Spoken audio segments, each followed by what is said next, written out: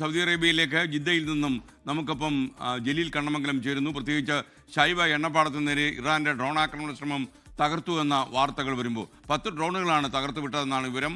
പറയൂ Jaleel, good morning. Good morning. Shaybah എണ്ണപ്പാടത്തിന് നേരെ 10 എന്നുള്ളത് 14 ആയിരിക്കുന്നു. 14 ഡ്രോണുകളാണ് സൗദി പ്രതിരോധ സേന തകർത്തത്. സൗദിക്ക് നേരെ തുടർച്ചയായ ആക്രമണങ്ങളാണ് ഇപ്പോൾ ഇറാന്റെ ഭാഗത്ത് നിന്ന് ഉണ്ടാകുന്നത്.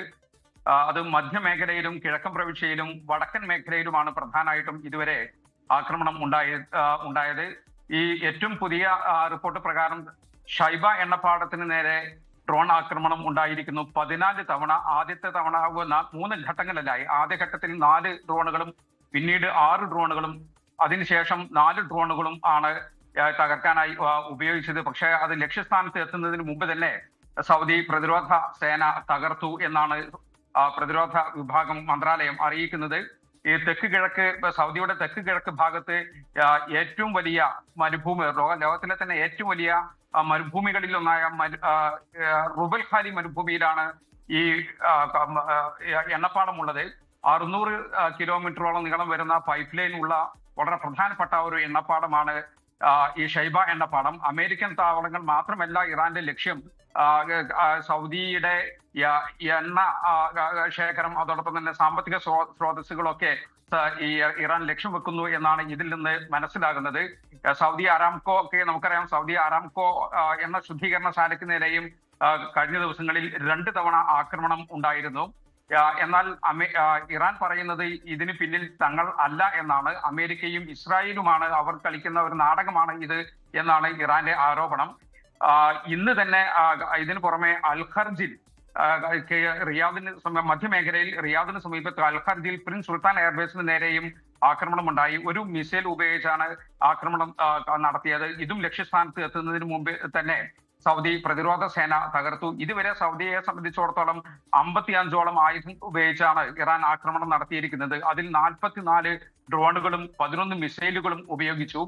റിയാദ്, അൽഖർജ്, അൽജൌഫ്, അറാംകോ ഈ എണ്ണ പ്ലാന്റ്, അമേരിക്കൻ എംബസി തുടങ്ങിയ സ്ഥലങ്ങളിലേക്കൊക്കെ ഈ ആക്രമണ ശ്രമങ്ങൾ ഉണ്ടായി. ഇതുവരെ കൂടുതലും അൽഖർജ് മേഖലയിലാണ് ആക്രമണം ഉണ്ടായിരിക്കുന്നത്.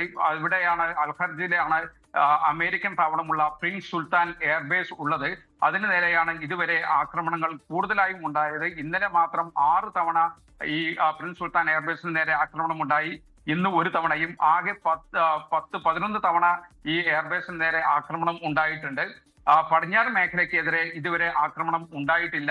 ജിദ്ദ, മക്ക, മദീന, തായിഫ് ഉൾപ്പെടുന്ന പടിഞ്ഞാറ് മേഖല ഇതുവരെ ഈ ആക്രമണത്തിന് ഇരയായിട്ടില്ല. അതുകൊണ്ട് തന്നെ ഈ ഭാഗത്ത് ജനജീവിതം ഒക്കെ സാധാരണ നിലയിലാണ്. സൗദിയെ സംബന്ധിച്ചിടത്തോളം മൊത്തത്തിൽ ജനജീവിതത്തെ ഇത് ബാധിച്ചിട്ടില്ല. സ്കൂളുകളും റംസാൻ പരിപാടികളും എയർപോർട്ടുകളും ഒക്കെ സാധാരണ രീതിയിൽ തന്നെ പ്രവർത്തിച്ചു കൊണ്ടിരിക്കുകയാണ്. ലോകത്ത് ഇന്ത്യയും പാകിസ്ഥാനും ഉൾപ്പെടെ വിവിധ രാജ്യങ്ങൾ സൗദിക്ക് ഈ പ്രതിരോധ ശ്രമത്തിന് പൂർണ്ണമായ പിന്തുണ വാഗ്ദാനം ചെയ്തിട്ടുണ്ട്. അതേസമയം ഈ സൗദിയിലും മറ്റു ഗൾഫ് രാജ്യങ്ങളെ പോലെ യാത്രാ പ്രശ്നങ്ങൾ നിലനിൽക്കുന്നില്ല. എന്നാലും എയർപോർട്ടുകളിൽ ഇപ്പോൾ വലിയ തിരക്ക് അനുഭവപ്പെടുന്നുണ്ട്. പ്രത്യേകിച്ച് ഇന്ത്യയിലേക്കുള്ള പല വിമാന സർവീസുകളും മുടങ്ങിയ സാഹചര്യത്തിൽ ഉംറ തീർത്ഥാടകർ ഉൾപ്പെടെ പലരും ജിദ്ദയിലും മക്കയിലും മദീനയിലും ഒക്കെ ഇപ്പോഴും കുടുങ്ങിക്കിടക്കുന്നുണ്ട്. എയർ ഇന്ത്യ, ഇൻഡിഗോ വിമാനങ്ങളിലൊക്കെ യാത്ര പോകേണ്ടവരായിരുന്നു. അതുകൊണ്ട് അക്കാസ എയർലൈനിലൊക്കെ യാത്ര പോകേണ്ട തീർത്ഥാടകരായിരുന്നു ഇത്. ഇവർക്ക് ഇവരുടെ വിമാന സർവീസുകൾ റദ്ദാക്കിയത് കാരണം പലരും ഇപ്പോഴും ഈ ജിദ്ദ, മക്ക, മദീനയിലൊക്കെ കുടുങ്ങിക്കിടക്കുകയാണ്. ഇവർ പ്രത്യേക വിമാന സർവീസുകൾ ഇന്ത്യയിലേക്ക് നടത്തണം എന്ന് ആവശ്യവും ഉന്നയിക്കുന്നുണ്ട്. ഓക്കെ, ജലീൽ കണ്ണമംഗലമാണ് വിവരങ്ങളുമായി ചേർന്നത്. 14 ഡ്രോണുകൾ സൗദി അറേബ്യ തകർത്തു എന്നാണ് ഏറ്റവും ലേറ്റസ്റ്റ് ആയി ജിദ്ദയിൽ നിന്ന് ജലീൽ കണ്ണമംഗലം റിപ്പോർട്ട് ചെയ്യുന്നത്.